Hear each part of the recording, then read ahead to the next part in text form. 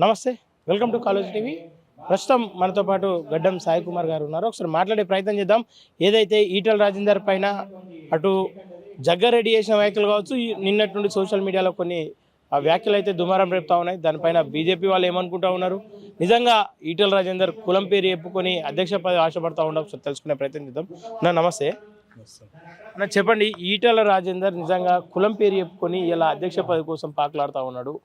ఆయనకు సరిగ్గా ఒక కులం లేనే లేదు అని చెప్పేసి జగ్గారెడ్డి కావచ్చు, ఇంకొంతమంది మాట్లాడుతూ ఉన్నారు. ఏమంటారు మీరు? అసలు నేను ఈ విషయంలో నిజంగా నేను కూడా మాట్లాడాలనుకున్నా, సందర్భం వచ్చిందని మాట్లాడుతూ ఉన్నాను. అసలు ఈ మహేష్ గౌడ్ గారు ఎక్కడైనా ఉద్యమంలో కనిపించిండా, ఏదైనా సందర్భంలో కనిపించిండా, ఏదో ఎన్నడైనా ఏమైనా ఎమ్మెల్యే గెలిచిండా, లేకపోతే ఒక కార్పొరేటర్ గెలిచిండా? ఈ ఇష్టం వచ్చినట్టు ఒక నాయకుడి మీద మాట్లాడడం అది కరెక్ట్ కాదు. ఓ పీసీసీ హోదాలో ఉండి, ఒక రాష్ట్ర అధ్యక్షుడు ఉండి, సమాజానికి నువ్వు ఏం తెలియజేస్తున్నావు, అసలు ఏం మాట్లాడుతున్నావు ఆలోచించి మాట్లాడాల్సిన అవసరం ఉంది. ఒక ఎడ్యుకేటెడ్ అనుకున్నాం, కానీ ఇంత నిర్లక్ష్యంగా ఇంత పద్ధతి లేకుండా మాట్లాడతామని అయితే నేను అనుకోలేదు. ఎందుకంటే ఈటల రాజేందర్ రెడ్డి అనుకుంటూ ఆయన ఏ కులం అని అంటున్నాడు. అంటే నేను అడుగుతా ఉన్నాను, ఈటల రాజేందర్ గారు ముదిరాజు, ఇప్పుడు ఏమిది విషయము?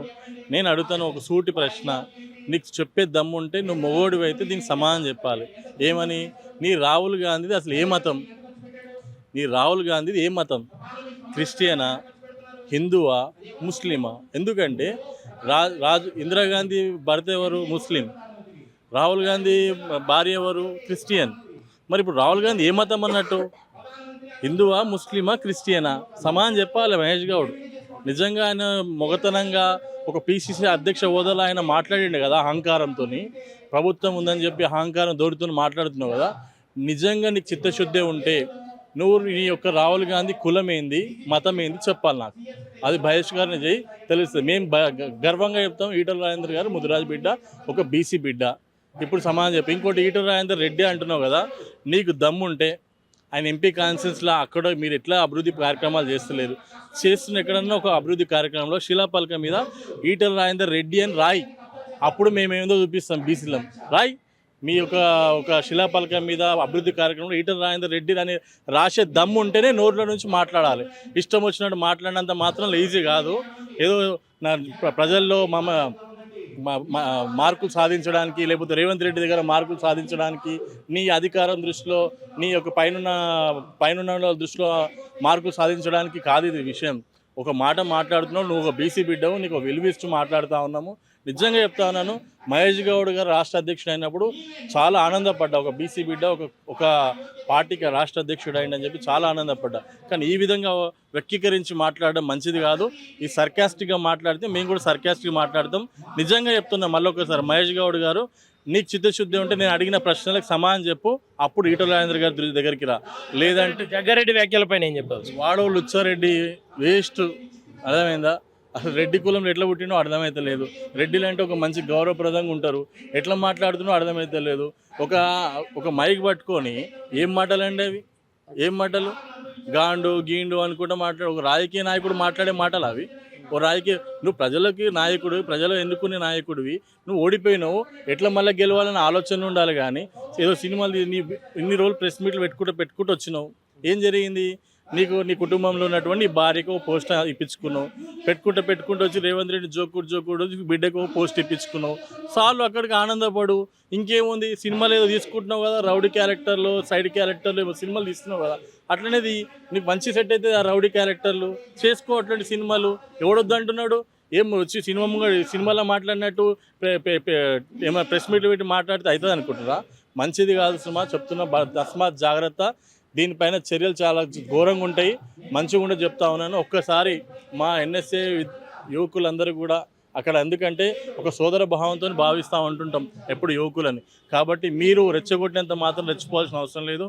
నిన్నేదో ఇల్లు ముట్టడిస్తా అని చెప్పి మాట్లాడిరట. దయచేసి మీరు ఆలోచించుకోండి.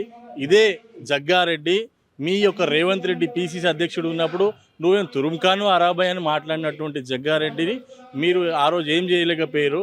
ఈరోజు ఈటల రాజేందర్ మీదకి విరుచుకుపడే ప్రయత్నం చేస్తూ ఉన్నారంట. ఒక బీసీ బిడ్డ మీద మీరు ఈ విధంగా విరుచుకుపడడం కరెక్ట్ కాదు. దీని పరిణామాలు చాలా చాలా తీవ్రంగా ఉంటాయని చెప్పి తెలియజేస్తా ఉన్నాను. కానీ కొడుకులకు కావచ్చు, భార్య కావచ్చు, ఎవరికి కూడా కులం పేరు మార్చలేని ఈటల రాజేందర్ ఇవాళ బీసీ అని చెప్పుకొని కేవలం అధ్యక్ష పదవి కోసం ఆశపడతా ఉన్నాడని చెప్పి చెప్తారు. అరే రఘువీర్ రెడ్డి ఒక రాష్ట్ర అధ్యక్షుడు పనిచేసిండండి. ఎవరు రఘువీర్ రెడ్డి? ఎవరు బీసీ రఘువీర్ రెడ్డి అని పెట్టుకుని రెడ్డి అయిపోయిందా? గీతారెడ్డి ఎవరు? గీతారెడ్డి రెడ్డి అయిపోయిందా?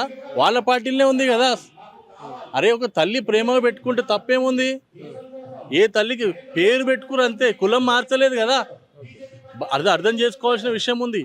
ఏ కులంలో పుట్టినరో అదే కులం ఉంటే ఈటల రాజేందర్ కులము ముదిరాజు అఫిడేవిట్ తీసి ఈటల రాజేందర్ కులంలో ఎలక్షన్ అఫిడేవిట్ ఉంటుంది కదా, నెట్లోనే ఉంటుంది కదా, తీసి అందులో ముదిరాజు కాకుండా రెడ్డి పెట్టుకున్నా చెప్పండి. మాట్లాడుతున్నప్పుడు ఒక హద్దు పద్ధతితో మాట్లాడాల్సిన అవసరం ఉంది. రఘువీర్ రెడ్డి పెట్టుకుంటే తప్పులేదు, గీతారెడ్డి పెట్టుకుంటే తప్పులేదు, మన దామోదర్ రాజనరసింహ పెళ్ళి వేరే ఇంటర్ క్యాస్ట్ చేసుకుంటే తప్పులేదు. ఈ అద్దంకి దయాకర ఇక ముంగడికి వచ్చి నేనే పెద్ద స్పీకర్ అని మాట్లాడి ఆయన పెళ్లి చేసుకుంటే తప్పులేదు. బట్టి విక్రమార్కు వేరే ఇంటర్ క్యాస్ట్ చేసుకుంటే తప్పులేదు. మరి వీళ్ళందరూ సమానం ఎవరు చెప్పాలి? మరొకటి ఏమంటా ఉన్నారంటే ఇలా అధ్యక్ష పదవి కోసం కావచ్చు, లేదంటే రేపటి రోజు అధ్యక్ష పదవి బీజేపీలో లేకపోతే మళ్ళీ బీఆర్ఎస్లోకి పోవడానికే కేసీఆర్ పైన ప్రేమ చూపిస్తూ ఉన్నాడు. కేసీఆర్ వల్ల అప్పులు కాలేవని చెప్పేసి కాంగ్రెస్ పైన బురద జల్లే ప్రయత్నం చేస్తూ ఉన్నాడని చెప్పి చెప్తాను. నేను ఒకటి చెప్తా ఉన్నానండి, ఈటల రాజేందర్ గారు చేయని పదవి లేదు. రాష్ట్రానికి ఆర్థిక మంత్రి చేసిండు, ఆరోగ్య శాఖ మంత్రి చేసిండు. అనారోగ్య శాఖగా ఉన్నటువంటి శాఖను ఆరోగ్య శాఖగా మార్చినటువంటి ఘనత ఈటల రాజేందర్ గారిది. ఆయన ఆర్థిక మంత్రి ఉన్నప్పుడు ఆయన ఈ రాష్ట్రాన్ని మొదటి స్థానానికి ఆర్థికంగా ఎగవాకినటువంటి, దేశంలోనే మొదటి స్థానం తీసుకొచ్చినటువంటి వ్యక్తి ఈటల రాజేందర్ గారు. ఎన్నో ప్రశంసలు పొందిండ్రు. ఆనాడు కేంద్ర ప్రభుత్వంతో ప్రశంసలు పొందడం జరిగింది. అలాంటి నాయకుని మీద ఏదో బట్టగాల్చి చేయడానికి అది వాళ్ళ విఘ్నతకి ఇచ్చిపెట్టేస్తా ఉన్నాను. ఒకటి చెప్పదలుచుకుంటా ఉన్నాను. మొన్న ఈటల రాజేందర్ గారు ప్రెస్ మీట్ పెట్టారు. ఈ రాష్ట్రం ఆర్థికంగా బాగా బలపడ్డ ఉంది, ఇప్పుడు కూడా రాష్ట్రం ఆర్థికంగానే ఉంది, దాన్ని నడిపే పద్ధతి కరెక్ట్ లేదు, చర్చలకు వస్తారా రండి అంటున్నారు. రండి, చర్చలకు రండి, మాట్లాడదాం. ఈటల రాజేందర్ గారితో చర్చలకు రండి దమ్ముంటే. కేటీఆర్ గారు కూడా ఇదే సవాల్ విసిరిండ్రు. మీరు అప్పులు చేయలేదా? చేసిండ్రు. మీరు దమ్ముంటే చర్చలకు రండి అని చెప్తా ఉన్నారు. కేటీఆర్ గారు కూడా ఇదే సవాల్ విసిరిండ్రు. కేంద్ర ప్రభుత్వం 11 లక్షల కోట్లు ఈ రోజు వరకు ఇవ్వడం జరిగిందని చెప్పి 11 రూపాయలు కూడా ఇవ్వలేని కేటీఆర్ కూడా ఎద్దేవా చేసిండ్రు, కేసీఆర్ కూడా ఎద్దేవా చేసిండ్రు. దానికి దీటు సమానం ఇచ్చిండ్రు. నిజంగా చిత్తశుద్ధి ఉంటే కాంగ్రెసే కానీ బీఆర్ఎస్ఏ కానీ ఇద్దరు కూడా చర్చకు రావాల్సిన అవసరం ఉంది. బీఆర్ఎస్ పార్టీకి పోవాల్సిన అవసరం ఏముందండి? ఏముంది? ఆ పార్టీని కాదా అవ్వలేదు, బయటికి వెళ్ళగొట్టినప్పుడే బయటికి వెళ్ళిండ్రు. ఆ పార్టీ నుంచి వచ్చిన పదవిని కూడా తుంగలో ఆ పార్టీ పదవి అవసరం లేదని చెప్పేసి రాజీనామా చేసి పోటీ చేసినటువంటి ఘనత ఈటల రాజేందర్కే సాధ్యం. అది మరి ఏ విధంగా మాట్లాడుతారు? మళ్ళీ ఆ పార్టీలోకి ఎలా పోతారు? 100% భారతీయ జనతా పార్టీలో ఉంటాడు. ఈ రెండు పార్టీలని మట్టిలో కలిపేంత వరకు కూడా ఈటల రాజేందర్ నిద్రపోవడం చెప్పి తెలియజేస్తాం. ఏం చెప్పాల్సుకున్నారు ఫైనల్గా కాంగ్రెస్ నాయకులందరికీ ఈటల రాజేందర్ పైన మాట్లాడే వాళ్ళకి? ఒకటే చెప్తా ఉన్నాను, మీరు ఏదో కొట్లాడేది ఉంటే రాజకీయంగా కొట్లాడండి, ఒక రాజకీయంగా కొట్లాడే ప్రయత్నం చేయండి. అంతేగాని కుటుంబాలని రాజకీయాలకు తీసుకొచ్చేయడం కానీ కులాన్ని రాజకీయాలకు తీసుకొచ్చే ప్రయత్నం చేస్తే మాత్రం దీని సమాధానం దానికి మూల్యం చెల్లించుకోవాల్సిన అవసరం ఉంటుంది. ఈరోజు నేను ఒకటి చెప్పదలుచుకున్నాను, బీసీలను కించపరిచే ప్రయత్నం చేస్తే రేపు మళ్ళీ నీకు చిత్తశుద్ధి ఉంటే నిజంగా ఈ యొక్క మహేష్ గౌడ్, ఆయన పేరే వస్తలేదు నాకు, మహేష్ గౌడ్ అనే వ్యక్తి ఎవరైతే ఉన్నాడో ఆ పిసిసి అధ్యక్షుడు, ఒక్కసారి గుర్తుంచుకోవాల్సిన విషయం ఏంటంటే బీసీ డిక్లరేషన్, నీకు నిజంగా చిత్తశుద్ధి ఉంటే బీసీ డిక్లరేషన్లో నువ్వు అమలు చేసిన మాట్లాడిన అన్ని విషయాలు కూడా అమలు చేయించు.